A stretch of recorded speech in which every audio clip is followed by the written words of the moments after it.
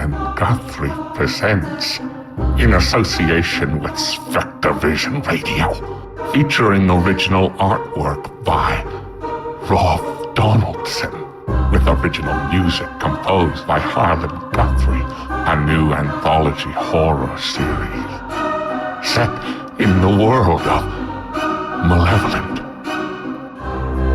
Tales from the Dark World. Monthly episodes, only on Spectre Vision Radio. How delightful. When you have a sec, please rate and review us on Apple Podcasts, Spotify, or wherever you listen. It helps those that can't sleep throughout the night find us. Now first, as I shut the door, I was alone. In the new house, and the wind began to moan. Old at once was the house, and I was old. My ears were teased with the dread of what was foretold. Nights of storm, days of mist, without end. Sad days when the sun shone in vain, old griefs and griefs not yet begun. All was foretold to me, naught could I foresee. But I learnt how the wind would sound after these things should be.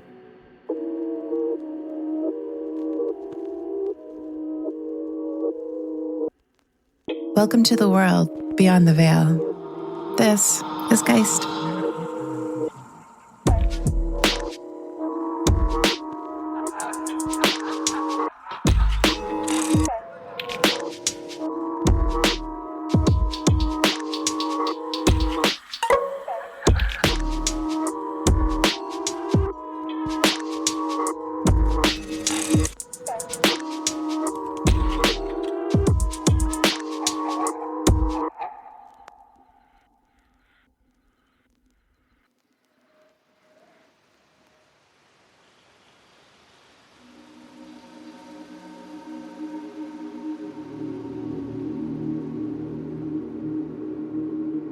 I have told this story several times over years to several people.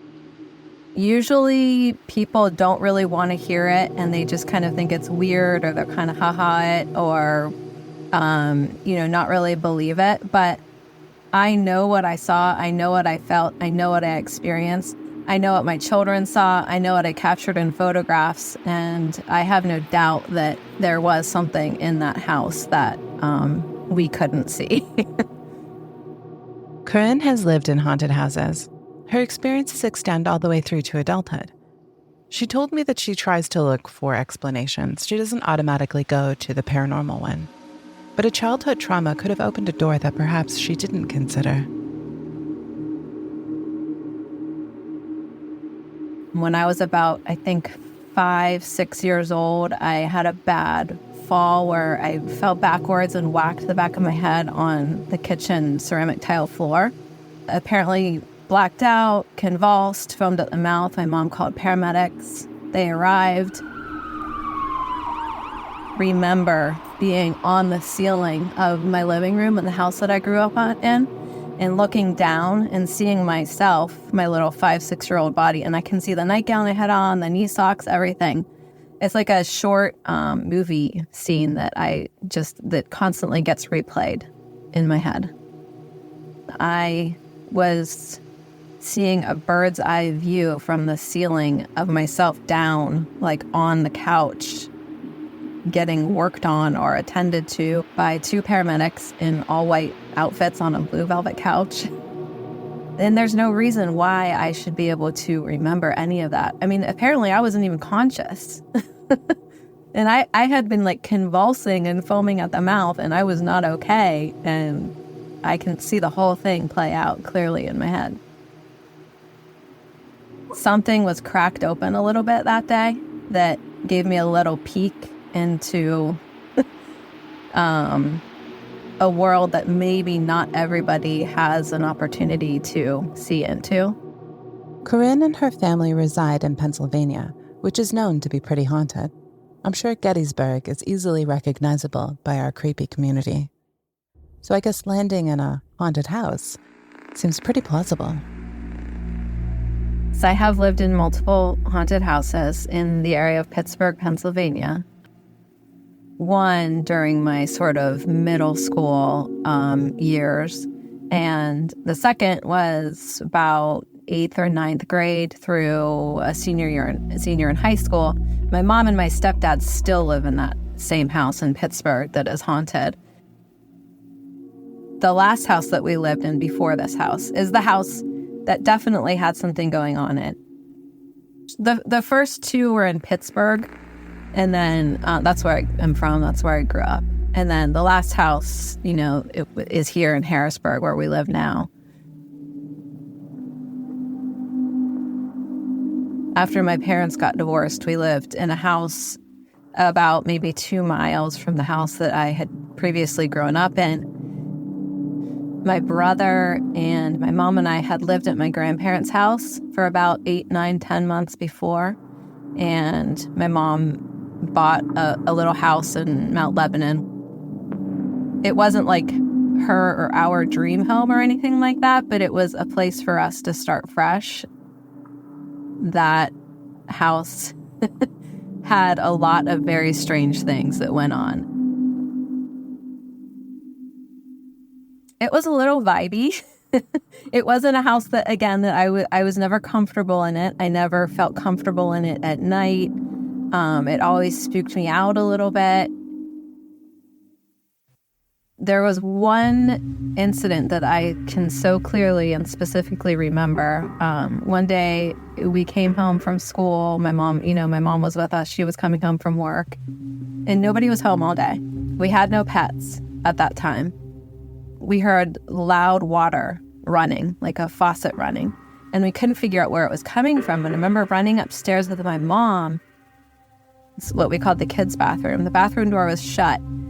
And my mom opened the bathroom door, and it was just this full rush of steam that came like billowing out of the door into our faces.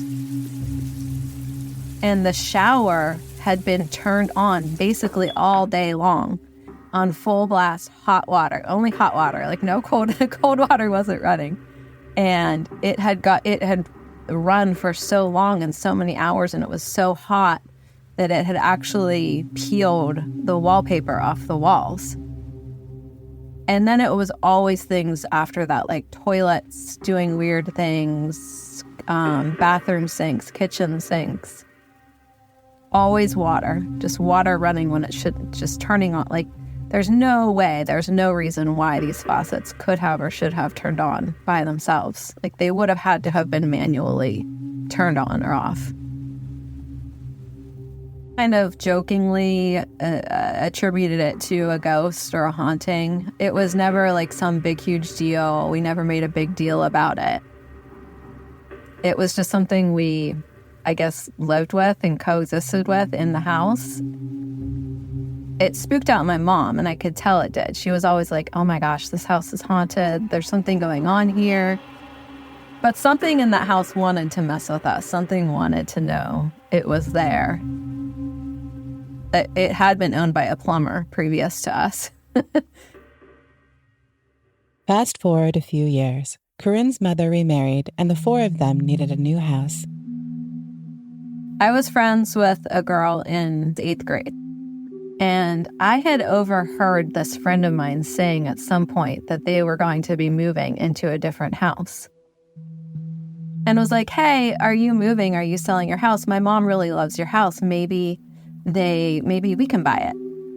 And so I reported back to my mom and stepdad, oh, so-and-so is going to be selling their house. You guys should try to buy it. Long story short, they ended up buying the house. So it almost was like the house was like calling out to us in some weird way. It was built and owned by a doctor in Pittsburgh. I don't think he was ever married. The house was built in like the early 1900s. So he was long gone at that point. And some very strange things started happening in that house as well. There wasn't really any initial feeling that I could like put my finger on, other than the fact that it had that sort of like stereotypical big, sort of like creaky floor, historic, older, early 1900s home. The hauntings probably started pretty soon after we moved in, but they didn't happen to any of us, like my family members who lived in the house. They were happening to people who, like men who were coming to do work on the house. Their plumber, so he would come to my mom's house to do work, and on more than one occasion, when he was at the house alone, when my mom and stepdad were at work, and he came to do some plumbing work, specifically in the basement and one of the upstairs bathrooms, he left and called my mom and said, "I'm not coming back to your house alone again. I saw a ghost." It was the ghost of a man that he saw in the bathroom, and I think he saw the same thing working on the hot water heater down in like the basement. Experiences went on with visitors to the home throughout the years. When my son was a little toddler, and my husband and I and two of our kids were living in Missoula, Montana at the time, and we had flown home to Pittsburgh for a week or so to visit my family. My son was probably about 3 years old at the time, and we were in the bathroom where the plumber had seen the ghost one evening giving my son a bath, and it was just my son and my mom and myself, and I was sort of sitting on the side of the tub, and my mom was sort of leaning up against the wall, sort of behind me. My mom and I were chatting, watching him in the bath, but he was playing with his bath toys and the bubbles. And all of a sudden, he interrupted us, and he said, "Mommy," and he pointed to the corner in the bathroom. He said, "Mommy, who's that man watching me?" Mommy? And my mom and I just like went stone-faced, cold, chills. We looked at each other like, holy shit. We've heard there's a ghost in this bathroom before from plumbers and other various people. So I'll never forget that. That was definitely like, that I get chills just talking about it and thinking about it still. Corinne's mom and stepdad still live in that home, and the hauntings continue. I'd say about 3 or 4 years ago, my mom and my stepdad had the basement of their home completely gutted and remodeled, like gutted down to the studs in the walls. I mean, it was just basically a raw cellar at that point. And it stayed that way for a couple of weeks. There were some holdups in construction, so it was kind of like a raw, gutted out basement for a couple of weeks. And during those couple of weeks, my mom would wake up early in the morning to come down to the kitchen to make her coffee. To sort of the left of where she would be in the kitchen making coffee, there's an open doorway, and then it's like maybe 10 steps down to the basement. So you can clearly hear what's going on down there. There isn't a door or anything like that. When she would come down early in the morning to make her coffee and she would be standing in the kitchen, she would hear from the basement a woman's voice calling out her name every morning, and it would last about 10 or 15 minutes straight. You would just hear,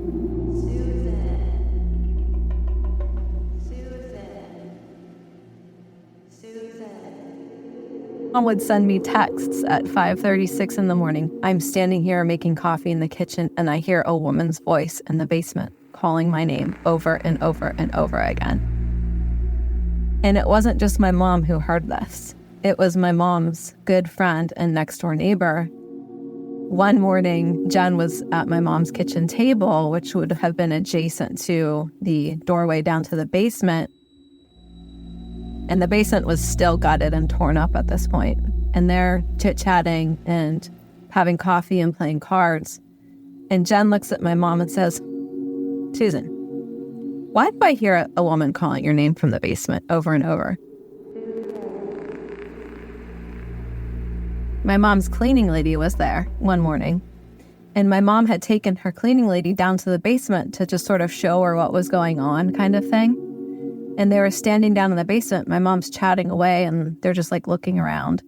And her cleaning lady also said to her, "Susan, I hear somebody calling out your name." The other witness accounts were completely unsolicited. She had not said a word because she didn't want to tell people that she was hearing a voice from the basement calling her name. Like, that sounds nuts. But it didn't stop there. Then she started saying, "Get better, get better, get better," over and over and over again. And that went on for a couple mornings. And I talked to my mom about that a little bit. Like, is there, are you having a health issue, or do you think you should get something checked out? I don't know. I wonder, like, who or why is there a woman's voice coming from the unearthed walls within my mom's basement? And once construction started going again and drywall went up and flooring and all of that sort of thing, she never heard it again. She hasn't heard it since. It's like it was unearthed, it spoke, it was covered up again, and it went silent. My little inner voice tells me that she was talking about herself, asking for help, not telling my mom to get better, Susan, get better, help me get better, or can I get better? Or I think it was a voice calling out for help. If somebody was being treated in his house and didn't make it. And I don't want to be I don't want to speculate or assume or make up a story that isn't true, of course. But you just try to put the pieces together and no denying that there is something in that house. I mean, it literally announced itself in more ways than one. The house did belong to a doctor after all. So in 2005, we made the decision to move from Missoula, Montana, back home to Pennsylvania, and we ended up living in the Harrisburg, Pennsylvania area. Bought just a very traditional suburban 2-story brick house on a cul-de-sac, so a newish house, not an old house. But it was far from traditional. From the day we moved into that house, I hated it. It smelled like cigarettes. It had a mold issue. It just never felt right. And I am one of those people who I like being at home. I'm a homebody. And I always was in contention with that house. Always. I could never get it to be comfortable. I could never get it to look right, to feel right. And that's not like me. I put 90% of my effort and energy of my life goes into making my home comfortable. That house never felt right.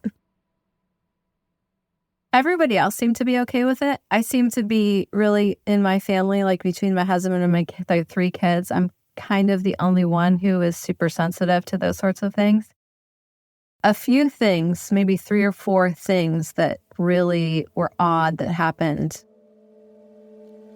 Got early in the morning. It was still dark outside. And there was, I don't know how to explain it other than to say that there was a huge ball of purple, magenta, pink light glowing from the sitting room. I was laying in my bed and I was just laying there watching this light emanate from this room. And it wasn't coming from any source of light. It wasn't coming from any place. It just was. It was just there. And it was just glowing pink, purple, and then it just disappeared. I have absolutely no idea what it was.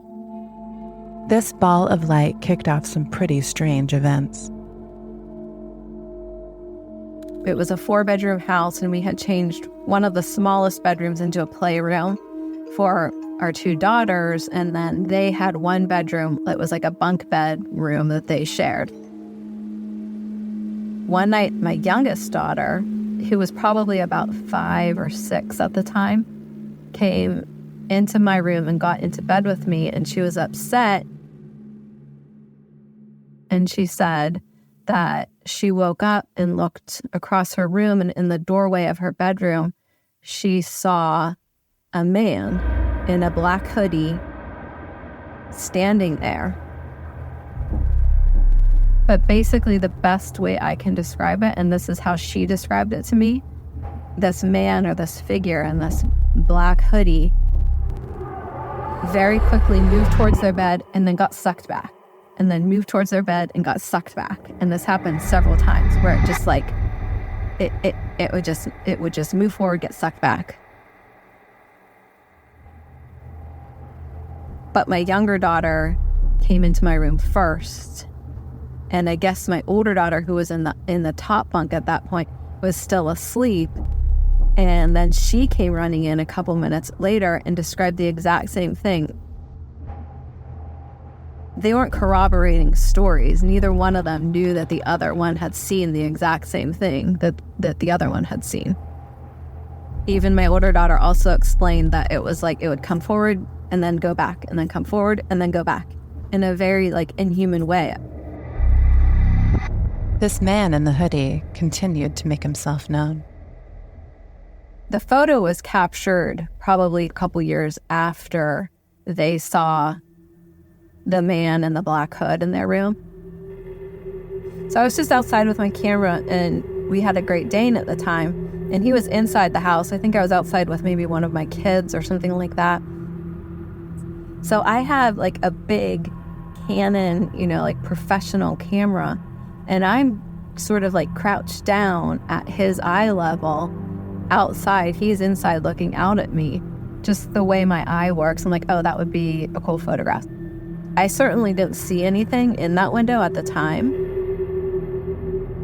As I was sitting there kind of editing it, I was like, is that a face I see? Zoomed in and blew it up larger, and there was this face looking back at me from that photograph. And that's not my face. That's not me. That's not my reflection. But if you look closely, what I see personally is a man in a black hood in the picture. High cheekbones, deeply set eyes, long straight nose with a hood.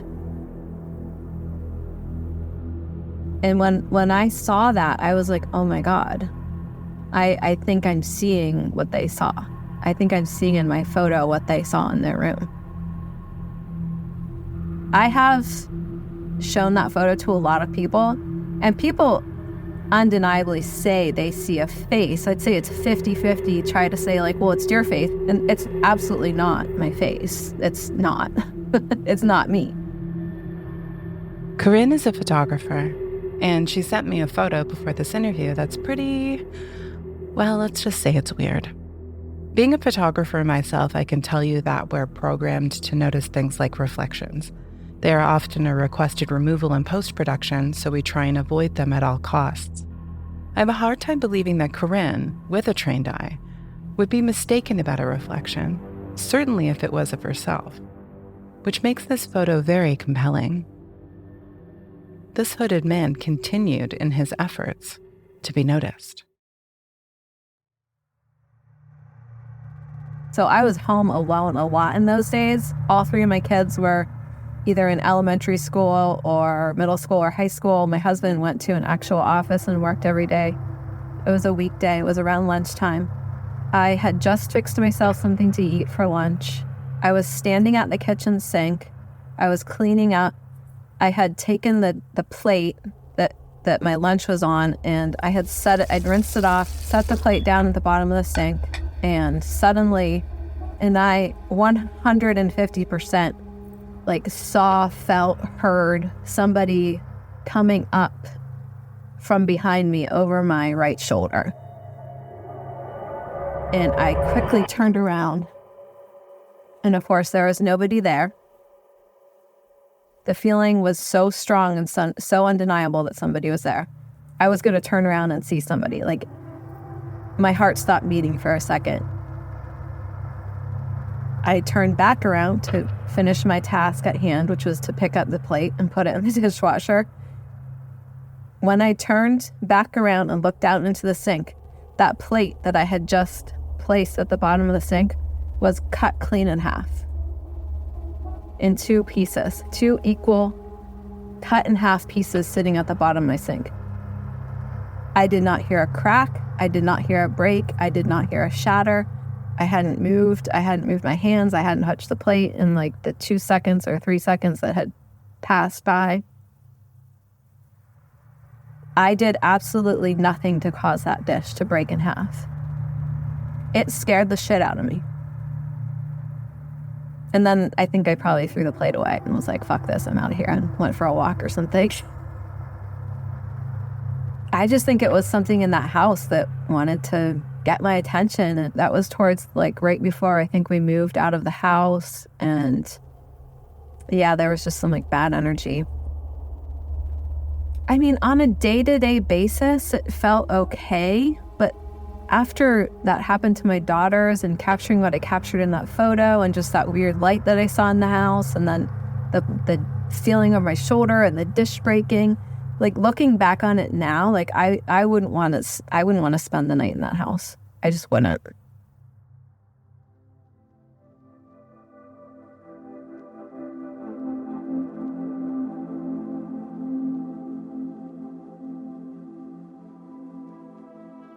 Based upon what I've seen, felt, experienced over the course of my entire life, there is an afterlife. Those entities, those souls, those spirits in the afterlife, if they want to reach out to us or contact us or speak to us or send us signs or messages, they will, and they can, and they'll find a way. I don't need to have it explained or rationalized to me because I know what I've seen, what I've experienced, what I've felt. And I think that's a beautiful thing, because why would we want all of this to end here on Earth? I mean, I find that there's a lot of comfort in knowing that when lights are out for me here on Earth, maybe there's something even better on the other side. Gosh, I wish some of these things could just be explained, but then maybe it would take some of the mystical magic and allure out of it. I don't know. A very special thanks to Corinne for sharing her story. If you have a story you've been hiding, submit it to us at hello.geist.podcast@gmail.com. Both written and recorded submissions are welcome. Geist is written and directed by Danielle Matar. Original music and FX by Beau Jensen. Mixing and sound by Adam Esker. Geist logo is by Jake Carruthers. Follow us on Instagram, TikTok, Threads to get all the latest news from Geist. Thank you so much for listening, and until next time, sleep tight.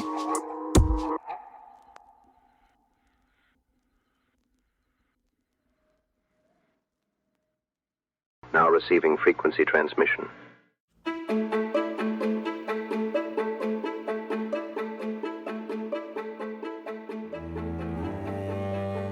One of the most interesting ideas about ghosts was proposed by Andrew Lang, who was a fascinating polymath and author.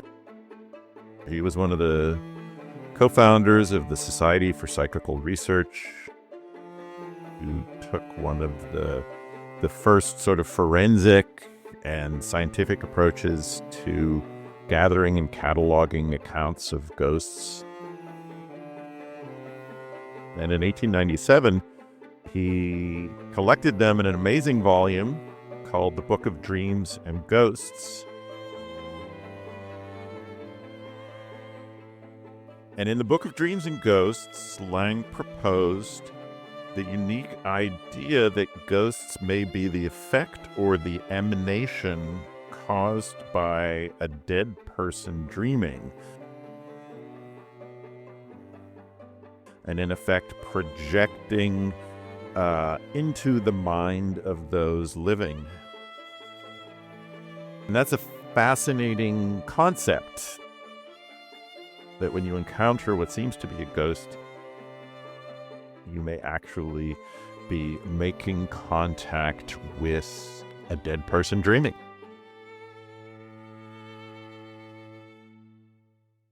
Transmission complete. Stay tuned to Spectrovision Radio. Stay. Stay.